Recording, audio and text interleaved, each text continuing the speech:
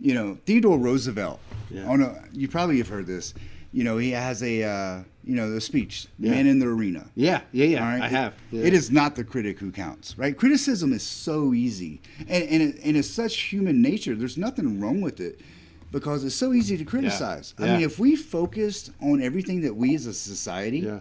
and which has been done for the last several years, Yeah. on what we don't have in common, which is the easiest things to find, right? We can just look at somebody and be like, yeah, that's not me. I don't, Yeah. And we make these preconceived notions about who they are, Right. about what they post online or how we perceive things. And if we only focused on that, then we never really gain much from it. But, if we actually look beyond the surface and go deeper and actually try to form a relationship with people, Yeah. that's when you really, you find the good in everybody. And I've always been that type of person. I look in the good in everybody. I believe everybody has a place in this world. Yeah. Doesn't matter who you are, where you're from, what you believe in, or how you were raised. We all play a role in this thing called life. Yeah. And I think it's really important.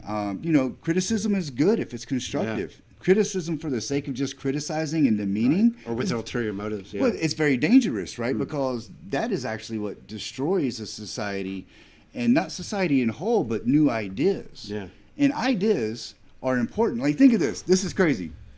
So Einstein, when he came out with the theory of relativity, Yeah. over 100 scientists, like at the time, some of the best scientists in the world got together and they wrote a journal and they named it like 100 reasons, Einstein's theory of relativity is, I'm paraphrasing, I don't know if that's the actual name, but, why he's wrong. Yeah. And these are 100 scientists, right? They're the smartest and Einstein's crazy. Yeah. And his rebuttal to it was, well, if I'm wrong, why'd you need 100?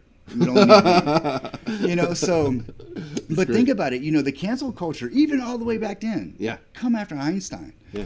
And if they can do it now and we allow it to progress and to grow and to become more than what it is even today, then we're going to regress as a society. Yeah. And we really need to learn how to start looking beyond the surface and start lifting each other up, Yeah. Support each other. Yeah. Even different ideas are great. Right. Some of the best leaders, the best generals that I've worked with, Yeah.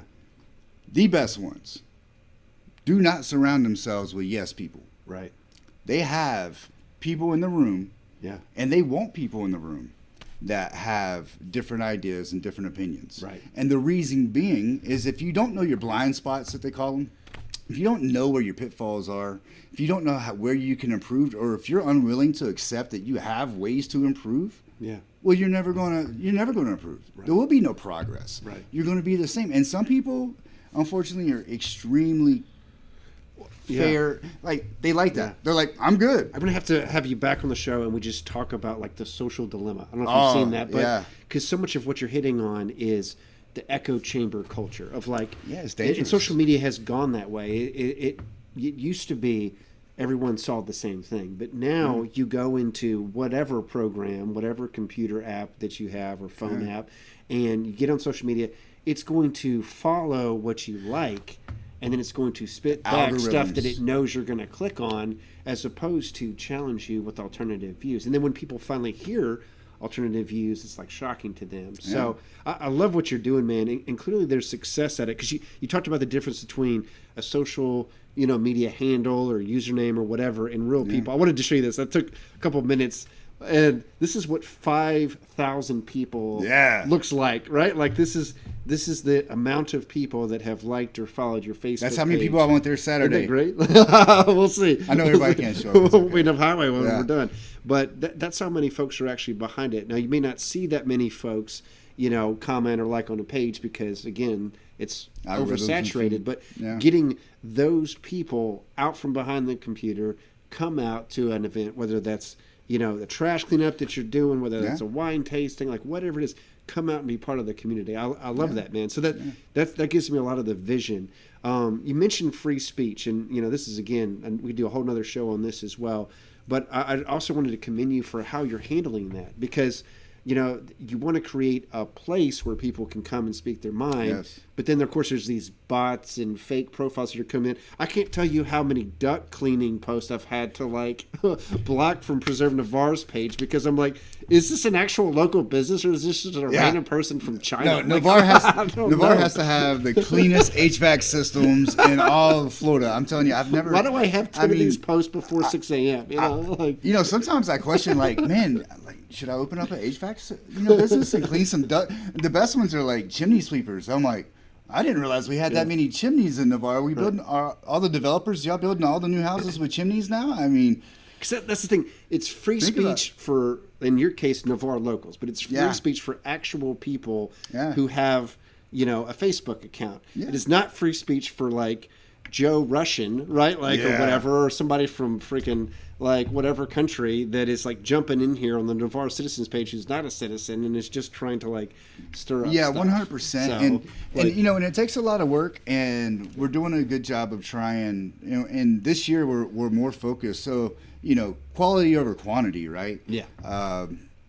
You know, if we had 20,000 people on the page, and I'm not trying to, you know, speak ill of any of the other pages, but if we have 20,000 people on Navarre Citizens page and 15,000 don't live in Navarre, Yeah. then it's not Navarre Citizens page because the page was made and 100% for the people of Navarre. I tell them all the time, this is your page. Yeah. You know, if it fails, then fine. I mean, Yeah.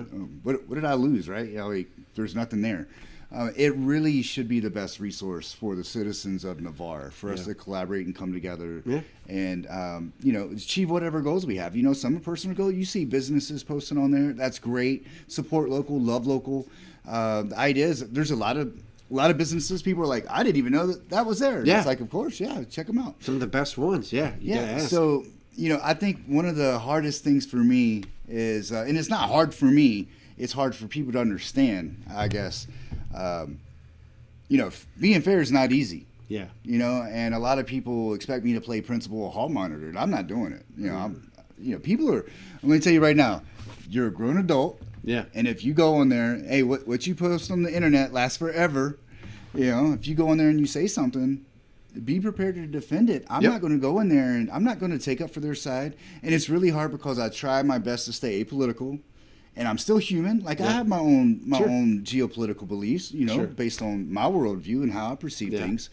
And I just do my best to try and be agnostic to it because it is a place for everybody to come. It's so refreshing, man. I just can't tell you how refreshing it is because it seems like more and more our culture goes into war. It just, you know, culture war, whatever, just screaming matches, whatever you want to call it. But it's like, I'm going to get the people on my side. We're going to get all angry, and then we're going to come at your side. And you go get your people, and we're Yeah. going to come at yours. It's like, at what point can we actually work on something together? At what point can we actually talk about what your assumptions are, what your reasons are, right? Like, Yeah. there's less and less like healthy debates. Debate being let's exchange ideas, and more just yelling at each other, right? And I so hope like that everything that you're doing continues to grow because we need that. We need places, forums where people can go and be forced to listen to somebody else. Like, you're going to talk, Yeah. and then I do this with my kids all the time, right? It's like, you know, okay, you feel this way, and you know, my son feels this way, so now they got to talk to each other between son and daughter, you know, brother and sister.